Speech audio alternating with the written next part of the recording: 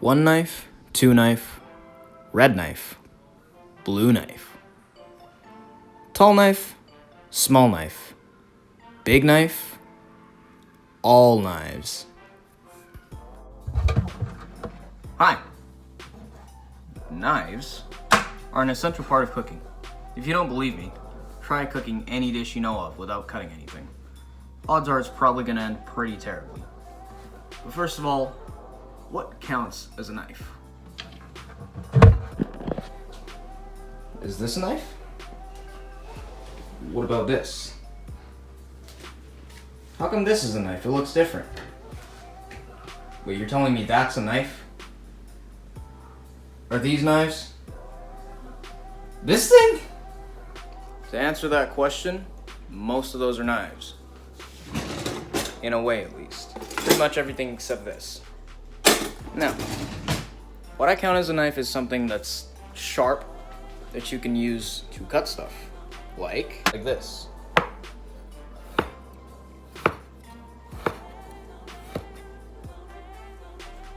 Now, your everyday home cook doesn't actually need all the knives that I put on the table. There's pretty much 3 essentials that you'd probably want in your house.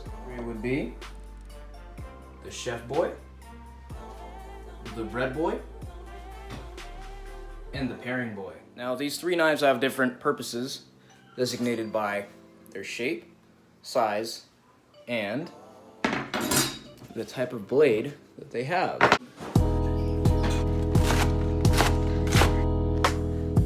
Upon closer examination of a chef's knife, you notice a couple of things. The handle, contoured to the hand. When you grab a chef knife, you don't grab it like this. Grab the blade or the handle with your first 3 and last 3, and then pinch the tip or the heel of the blade with your thumb and index finger like so. That is so that you can control the knife. The blade is curved. This is so that you can chop foods. This knife is commonly used in Western cooking because we learn to chop like this, rocking back and forth. Give you a little closer look. Goes in and out, like that. The weight on this is a little bit handle heavy, but on other knives, such as this one, the balance should be a little bit closer to there, right where your hand balances it. These boys are going to be doing most of the workhorse stuff. They're going to be chopping your vegetables, chopping your meat, anything you need it to do pretty much. Now, an acceptable substitute for your average Western cooking handle type of knife would be the Santoku. Similar, but with these little dimples. They're meant to release food, and it's got a slightly shorter length than your normal cook's knife. I forgot to mention that the blade is also flat, so it doesn't rock as well. While I mentioned that the curve in the blade is useful for rock chopping, you can also do up and down and any other cutting style that you like with this pretty much. For example, the rock chop, the up and down, the thin cut. That's pretty much all I can do. The next one we're going to bring out is the bread boy. The bread knife, although I hate it, is very useful for many things. Like cutting bread, cutting tomatoes if your regular knife is a little too dull, and other things that you just need a serrated knife to go through. The blade is mostly flat with a little bit of a curve at the end going upwards, and it has these little serrations that make it really easy and saw-like to go through foods. It's designed this way so that it can go through bread without actually pressing down on the bread. All you gotta do is go like this on the surface. Now, as a left-hander myself, these are the bane of my existence. They are built only for right-handers. That's why I was holding the knife upside down so that you could see the actual, serrated edge. On this side, it doesn't do a whole lot. So when I use this knife, it just kind of presses into the bread and makes it look ugly. The third and final knife that most people would need is a paring knife. This guy, the work is up close. Or like this one. Small, still nimble, mostly handle. The blade faces a little different. The curve is going outward rather than being flat.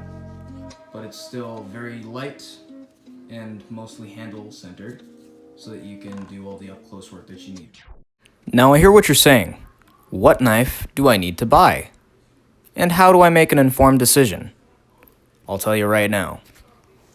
Now you could do what I did and just buy the coolest knife you can for the most reasonable price.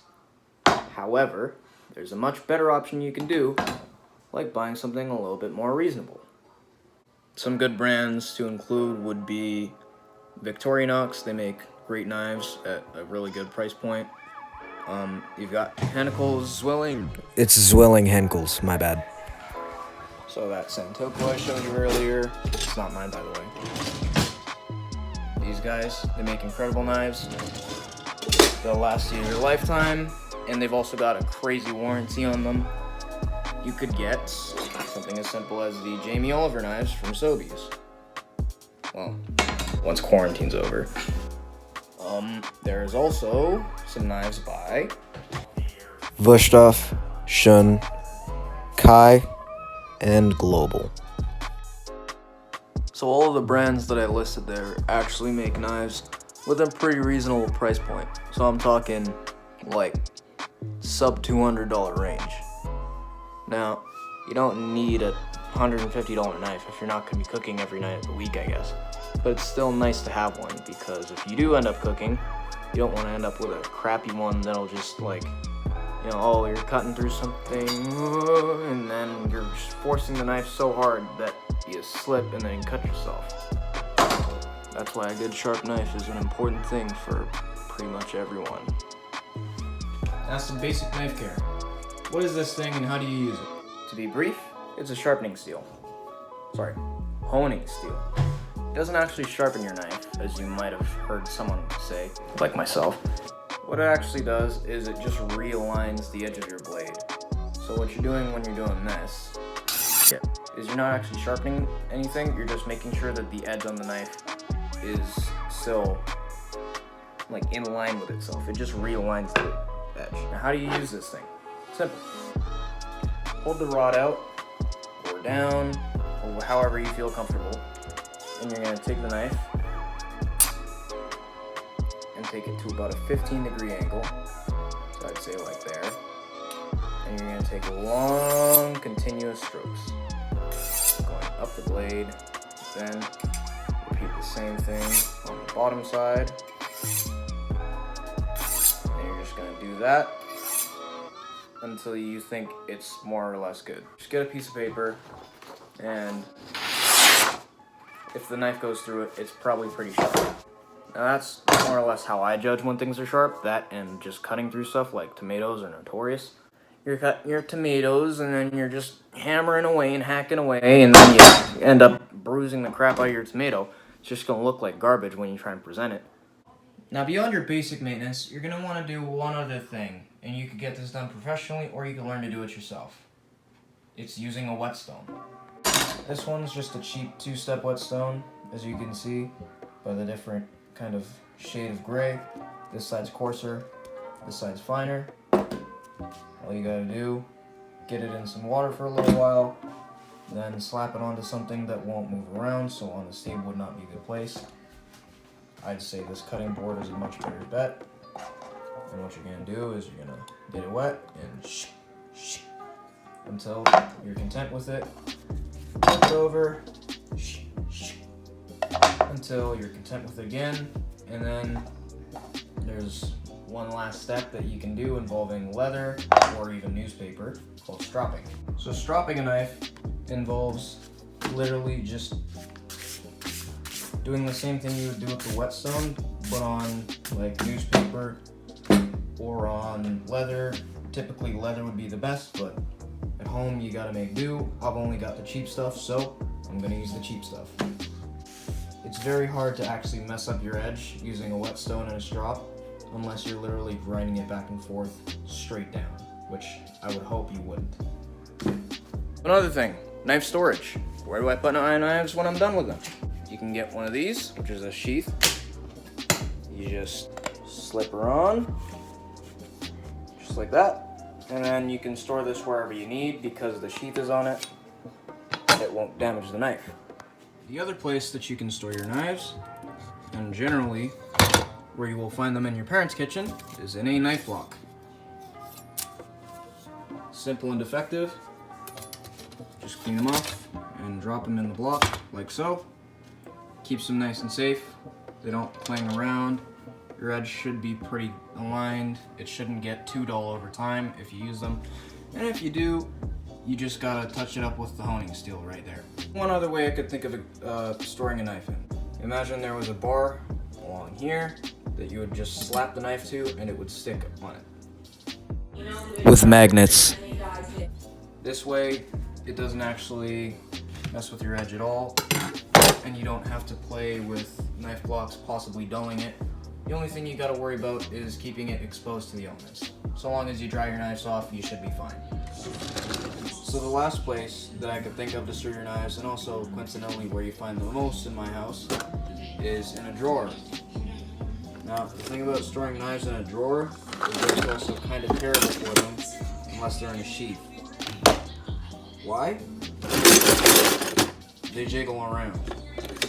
The edges kind of get ruined when you leave them in here because of that, especially when there's other things inside of that drawer. Now, it's not the worst thing in the world if you have no problem with using the honing steel every time you look at a knife, but let's say you're cutting something and you just want to grab one real quick, it's a bit of an inconvenience. So there's one other topic in knives that kind of matters. It's steels. So there's two general types, high carbon and stainless. High carbon rusts a little bit easier but gets sharper. Stainless is less sharp but a lot more rust resistant. I'm not qualified to talk about either of them. There's also the debate about German steel and Japanese steel, but really, if you're just trying to buy a knife, it shouldn't matter, especially if it's the first one. Stainless steel, easy to maintain, keep it in mind. So with that, I think you are adequately equipped to go out and buy your first knife, or if you don't want one and you're just watching the video because you're Mr. Lang, hey, I'll take it. Salut.